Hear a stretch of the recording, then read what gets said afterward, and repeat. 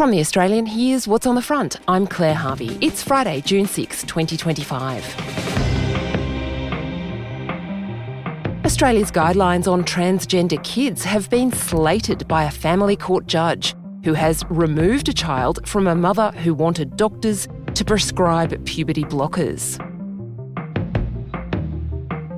Australia's warplanes and Navy ships are vulnerable to the same kind of drone attack that Ukraine successfully used to destroy Russian fighter jets. That's the warning from defence experts. Those exclusives are live now at theaustralian.com.au. Warnings this week that a war over Taiwan is getting closer. America wants Australia to spend much more on defence, but Anthony Albanese says that won't be happening. Today, what's really going on beneath the talk of war? Foreign editor Greg Sheridan joins us.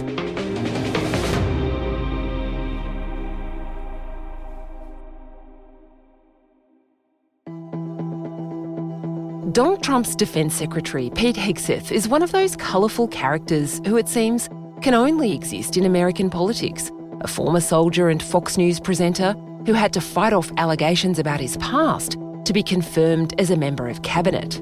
If there's one thing I've sort of been offended by, I don't get offended by much, is this idea that I don't take classification or I don't take clearances seriously. Nobody takes it more seriously than me. The job makes him one of the most significant figures in world affairs, complete with an American flag handkerchief in the breast pocket of his tailor-made suits. And he's just rocked Geopolitics with a blunt declaration about China. Beijing is credibly preparing to potentially use military force to alter the balance of power in the Indo-Pacific. It's public that Xi has ordered his military to be capable of invading Taiwan by 2027. Hegseth is making a frank request of Australia and the rest of America's allies. Pony up with more cash to defend yourselves and Taiwan. Hegseth wants allies like Australia to spend 3.5% of their GDP on defence. For us, that would be a 75% uplift on our current spend. Greg Sheridan is The Australian's foreign editor. Now, Greg, one of the things we like to do on the front is dig through what these colourful characters like Pete Hegseth say. What's your interpretation of what he really wanted allies like Australia to hear from that speech that he made?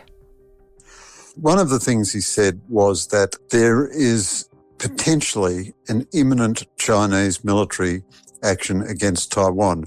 Xi Jinping himself has told the Chinese military that they need to be ready to be able to take Taiwan by force if they so decide by 2027. Nothing is inevitable. And one of the reasons Hegseth would have said it was to make it less likely. The more you convince the Chinese that the Americans might respond, that there'd be a very big cost if the Chinese did this, the less likely they are to do it. So Hegseth is a colourful character, but he is actually in accordance with what previous senior American officials under the Biden administration were also saying about China and Taiwan. Donald Trump's political brand for a very long time has really been isolationist, that America would look after itself first and couldn't be relied on anymore to be the world's policeman solving problems everywhere else. That had been interpreted probably before the US presidential election as a signal that Taiwan might be on its own and that the US might look the other way if China invaded. What do you think we can say now about what Trump and Hegseth really think? America has always said that China should not use force to change the status quo. The Australian government says that too. But there always was a little bit of strategic ambiguity about whether America would actually automatically militarily come to Taiwan's aid, because America also wanted to constrain Taiwan about what it did. It didn't want Taiwan to declare de jure independence, even though Taiwan has only been ruled by Beijing for 4 years since 1895. But then some presidents defy the principle of ambiguity. Joe Biden, the one clear thing he used to say in his very confused presidency was that he would come to the military aid of Taiwan. And his spokespeople would then rush out and say, no, the president didn't mean to say that, and he wasn't changing our policy of strategic ambiguity. But in fact, I give Biden more credit than that. I think Biden was using his dodderiness as a cover to send a clear warning to Beijing: if you move on Taiwan, we'll move on you. And going to war with the United States is a very daunting prospect. Now, Trump has always been reluctant to take any military action, but now everybody accuses Trump of being a bit of a hypocrite. The so-called taco trade, Trump always chickens out. If one thing could ensure that Trump one day won't chicken out, it's being accused that he always will chicken out. And I think in the first administration, he took military action against ISIS and against Iranian military commanders to show that he could. And in the second administration, he's taken military action against the Houthis to show that he can. He obviously would hate a war with China, so would any civilized human being. And he said in the past that he probably wouldn't do military intervention, he'd do economic intervention, he'd crush China economically. So Trump, I think we can say, is sending out ambiguous messages.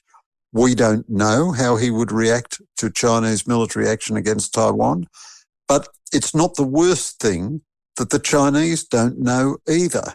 They could take military action against Taiwan, confident that Trump won't react, or they know there's a chance they'll get that calculation wrong, and then they would be in a military conflict with the United States. And having that degree of uncertainty in the Chinese mind is perhaps not altogether a bad thing. How do you think the changing landscape in Ukraine, where Trump is trying and failing to negotiate a peace, influences America's thinking about China and Taiwan?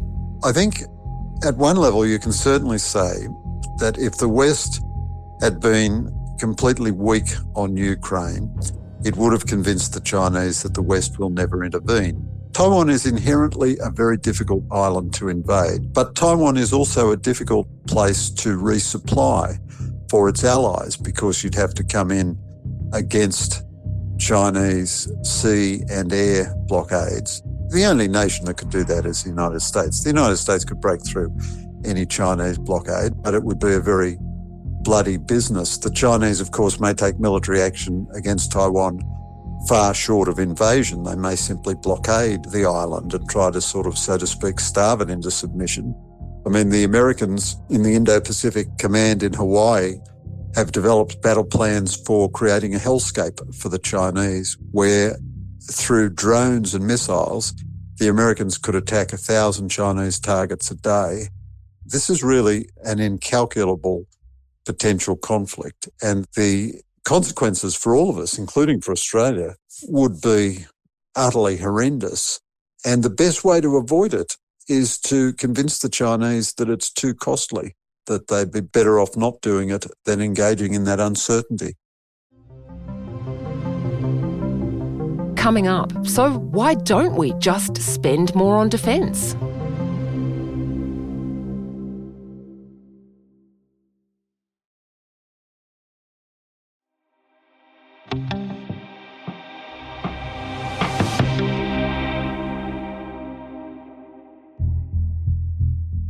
One thing that's loud and clear from Pete Hegseth and Donald Trump is that they want all their allies, including Australia, to spend a lot more on defence. Anthony Albanese seemed very quick to shut that down. Now, what we'll do is we'll determine our defence policy, and we've invested just across the forwards an additional $10 billion in defence. Do we need to get to 3.5% of GDP as a defence spend to keep ourselves safe, Greg, and also to participate in a US-led alliance? Claire, the amount of money we spend on defence is a joke. We have some symbolic capabilities. We have no capability to defend ourselves. We are 100% reliant on the Americans. We won't take responsibility for ourselves. We won't take responsibility for anybody else. And we just believe the Americans will always win. They'll always be there. They'll always be committed to our security, and they'll always take care of us. Next year, the federal government will spend $777 billion. We currently spend $55 billion on defence. If we went up from 2 to 2.5% of GDP, you'd have to add another $13 billion. And that would be very vital money because we have no ammunition, we have no missiles, we have no drones, and we have no counter-drones. So the Ukrainians have just shown us what you can do with drones. They've destroyed billions of dollars of Russian warplanes with smart drones, instead of which we spend 100 years purchasing 3 exquisite ships, each worth $20 billion or something. So you can't possibly send them into battle, because if you lose one, you've lost a third of your navy. And the design of that is so that we can make exquisite, tiny, niche deployments with the Americans in expeditionary operations in the Middle East or somewhere else. It's not to defend ourselves. It's not to be a credible alliance partner. But one day the Americans will say to themselves, you know what? If the Australians aren't interested in defending themselves, we aren't interested in defending them either. And they'll go home. And then we have no capacity at all. We're the 13th or 14th biggest economy in the world. If we put our minds to it, we could certainly produce an asymmetric defence, which would make it very difficult for any power, even a superpower, to come and do us harm. We haven't done any of that. It's just an act of gross national irresponsibility. Greg, you always manage to make me laugh, even when we're talking about military sustainment or nuclear Armageddon. So thank you very much. We really appreciate your time.